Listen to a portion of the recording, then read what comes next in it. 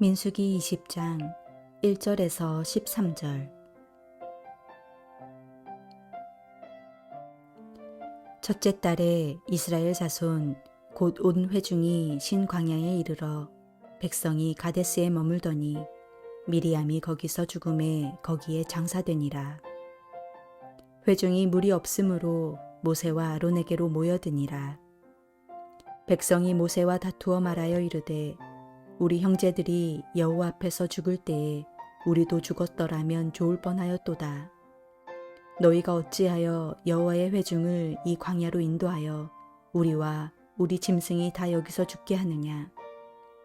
너희가 어찌하여 우리를 애굽에서 나오게 하여 이 나쁜 곳으로 인도하였느냐? 이곳에는 파종할 곳도 없고 무화과도 없고 포도도 없고 석류도 없고 마실 물도 없도다. 모세와 아론이 회중 앞을 떠나 회막문에 이르러 엎드림에 여호와의 영광이 그들에게 나타나며 여호와께서 모세에게 말씀하여 이르시되 지팡이를 가지고 내 형 아론과 함께 회중을 모으고 그들의 목전에서 너희는 반석에게 명령하여 물을 내라 하라. 내가 그 반석이 물을 내게 하여 회중과 그들의 짐승에게 마시게 할지니라. 모세가 그 명령대로 여호와 앞에서 지팡이를 잡으니라. 모세와 아론이 회중을 그 반석 앞에 모으고 모세가 그들에게 이르되 반역한 너희여 들으라.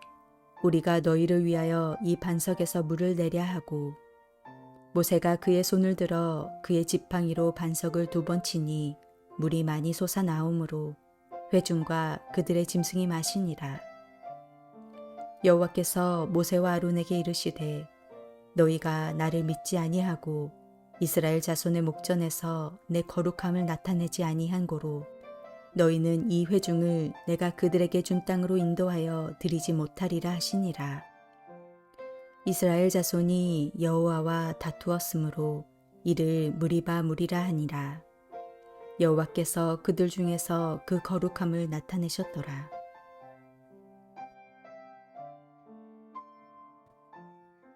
민수기 20장은 미리암의 죽음으로 시작해서 아론의 죽음으로 마칩니다. 미리암과 아론의 죽음은 불순종으로 인해 광야에서 죽게 되는 출애굽 1세대의 죽음을 대표적으로 보여줍니다. 미리암의 죽음 이후 이스라엘은 또다시 물이 부족한 상황에 봉착합니다. 광야 생활에 연단의 시간이 그들에게 주어졌지만 그들의 불만은 결코 사라지지 않았습니다. 오늘 본문은 바위에서 물이 나는 무리바 샘 사건을 그리고 있습니다. 이 사건은 출애굽기 17장의 평행 본문입니다.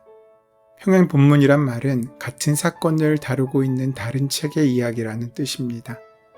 출애굽기 17장과 민수기 20장의 무리바 샘 사건은 동일합니다. 장소도 같고 불평도 같고 바위에서 물이 솟는 것도 똑같습니다. 그런데 이 두 사건은 같은 이야기처럼 보이지 않습니다. 이유는 1절에 미리암의 죽음에 대한 내용이 언급되고 있기 때문입니다. 출애굽기 17장의 샘물 사건은 비교적 광야의 초기의 시대의 사건입니다. 그러나 민수기 20장에 언급된 샘물 사건은 광야 생활의 막바지의 사건이 됩니다. 물론 미리암이 죽는 시기에 대한 엇갈린 해석들도 있지만 일반적으로 미리암의 죽음을 출애굽 후 40년쯤 되는 해라고 보기 때문입니다. 게다가 민수기 20장에서 아론의 죽음도 언급되고 있습니다. 이를 보면 민수기 샘물 사건은 광야에서 40년이 지난 때일 가능성이 높습니다. 그렇다면 왜 출애굽기 17장과 민수기 20장은 서로 같은 내용을 반복적으로 기록하고 있겠습니까? 그런데 잘 살펴보면 그 두 장에 사람들의 불평의 내용이 조금씩 다릅니다. 출애굽기 17장의 경우 불평의 근거가 왜 우리를 애굽에서 인도해 내었는가에 초점이 맞춰졌다면 민수기 20장에서의 경우 불평의 근거는 출애굽한 지가 언젠데 우리는 아직도 광야에 있는가 하는 점이었습니다. 이런 근거로 봐서 출애굽기와 민수기 사건은 동일 사건이 아니라 반복적인 사건으로 보입니다. 그러니까 시대가 지나서 그들은 다시 신광야에 왔습니다. 그리고 그곳에서 여전히 이전에 같은 물이 없는 일이 만나지게 된 것입니다. 40년이라는 시간이 지났습니다. 과거에 뼈저린 교훈도 있습니다. 이제는 알만도 합니다. 여러 차례 사건을 겪으면서 이제 기억할 만도 합니다. 그런데 40년 전이나 지금이나 그 반응은 똑같습니다. 똑같은 일이 벌어졌는데 이스라엘 백성들의 반응은 다르지 않습니다. 이번에도 백성들은 모세와 아론을 향해 원망합니다. 광야에서의 식수 문제는 매우 중요합니다. 물이 없어 백성들이 두려워하고 불안해하는 것은 충분히 이해가 되는 이야기입니다. 하지만 백성들의 문제는 단순히 물이 부족하다는 데 있지 않습니다. 그들의 말을 들어보면 문제의 본질은 이 백성이 선하시고 신실하신 하나님을 신뢰하지 않는다는 데 있음을 우리는 알 수 있습니다. 한치도 달라진 것이 없습니다. 적어도 똑같은 일이 반복되면 적어도 예전의 일을 기억해낼 줄은 알아야 하지 않습니까? 그런데 광야의 백성은 그렇지 못했습니다.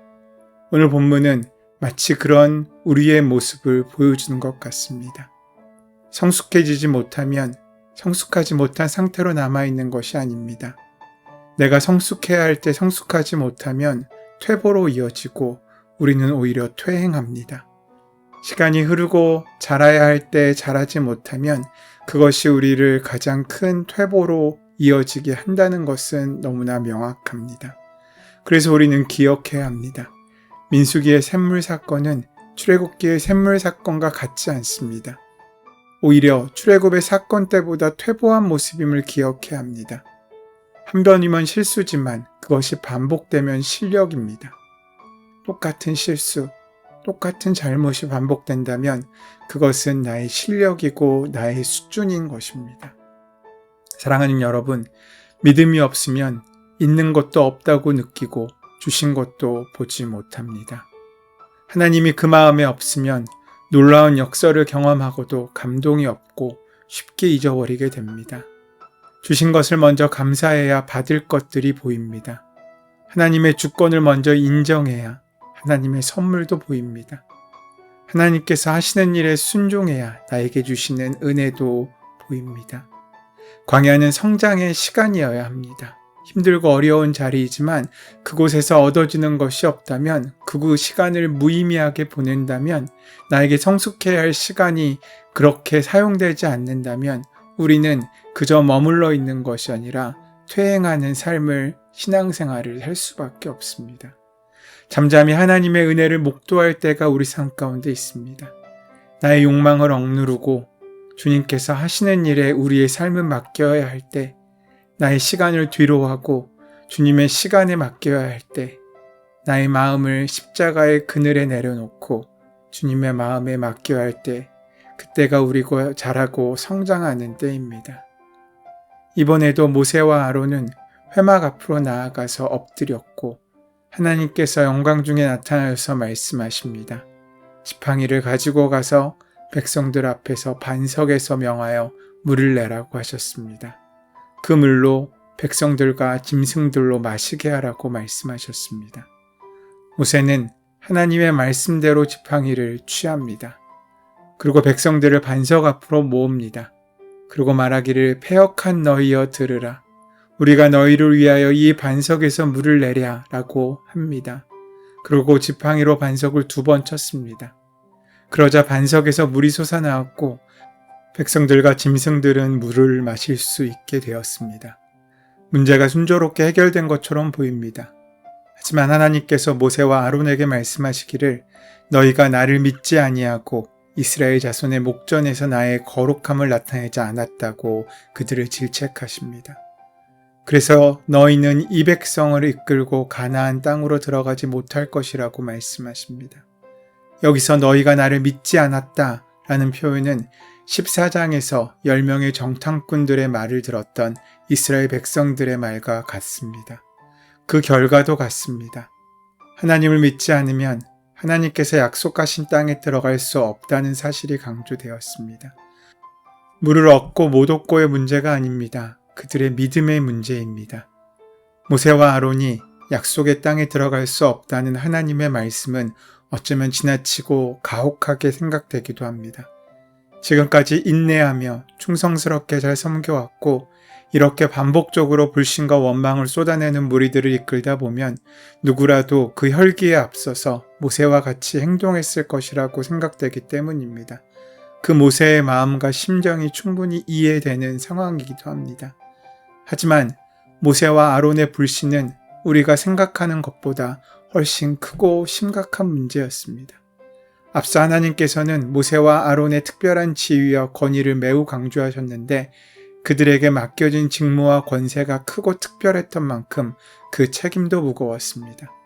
모세와 아론은 이스라엘의 지도자들에게 하나님을 신뢰하며 거룩하심을 나타내야 했는데 그러지 못했습니다. 결국 모세와 아론은 자신들이 인도해낸 백성들과 운명을 같이하게 된 것입니다. 가데스에서 가나안까지 가는 그 여정 가운데 그들은 40년을 방황하였고 40년을 광야의 레슨을 받았지만 아무도 그 졸업 시험에는 통과하지 못한 것입니다. 하나님을 신뢰하지 못했고 하나님의 말씀을 신뢰하지 못했고 하나님의 말씀 가운데 자신의 감정과 자신의 혈기를 제어하지 못한 불순종과 믿음 없음 때문이었습니다. 당장에는 불평하고 원망하는 것이 쉬워 보이고 불순종하는 것이 훨씬 더 편해 보입니다. 또 때로는 그 길이 옳은 길이고 빠른 길이라고 생각이 들 때가 있습니다. 그러나 실상은 그렇지 않습니다. 더디게 보이더라도 인내하며 순종하는 길이 가장 빠르고 안전한 길입니다. 오늘 본문에서 우리는 광야와 같은 세상을 살아갈 때 우리에게 가장 중요한 것이 바로 믿음이라는 사실을 배우게 됩니다. 믿음이 없이는 하나님을 기쁘시게 할 수 없고 모든 수고도 헛된 것이 됩니다. 우리의 삶이 실패하고 무너진다면 그 이유는 결코 다른 데 있지 않습니다. 우리의 믿음 없음 때문입니다. 반대로 우리에게 그 믿음만 굳건하다면, 그 믿음만 붙잡고 산다면 우리는 아무리 광야가 힘들고 어려운 여정이라고 할지라도, 산이 높다고 할지라도, 강이 깊다고 할지라도 결코 실패하거나 망하지 않는 인생을 살 것입니다.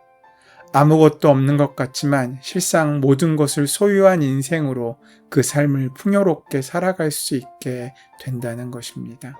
그 이유는 단 하나, 하나님께서 함께 하시기 때문입니다.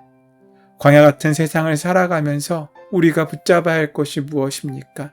다른 모든 것은 다 잃어버리더라도 그 하나님의 손을 끝까지 붙잡고 이기고 승리하는 저와 여러분 되시기를 소원하고 축원합니다. 은혜의 주님, 출애굽한 이스라엘 백성 중에 하나님의 은혜의 땅에 들어갈 수 있는 자격이 있는 사람이 단 한 사람도 없다는 사실을 말씀을 통해 확인합니다. 오직 하나님의 은혜일 뿐입니다. 오직 이스라엘을 향한 하나님의 열심이십니다. 우리가 아무것도 할 수 없음을 인정하며 더욱 하나님을 의지하고 신뢰하며 주님과 동행하고 주님을 따르는 삶이 될 수 있도록 역사하시고 함께하여 주시옵소서. 우리 주 예수 그리스도의 이름으로 기도합니다. 아멘. 이제 오늘 주신 말씀이 나의 말씀으로 들리고 만나지기 위하여 함께 깊이 묵상하시고 기도하는 시간 가지도록 하겠습니다. 함께 기도합니다.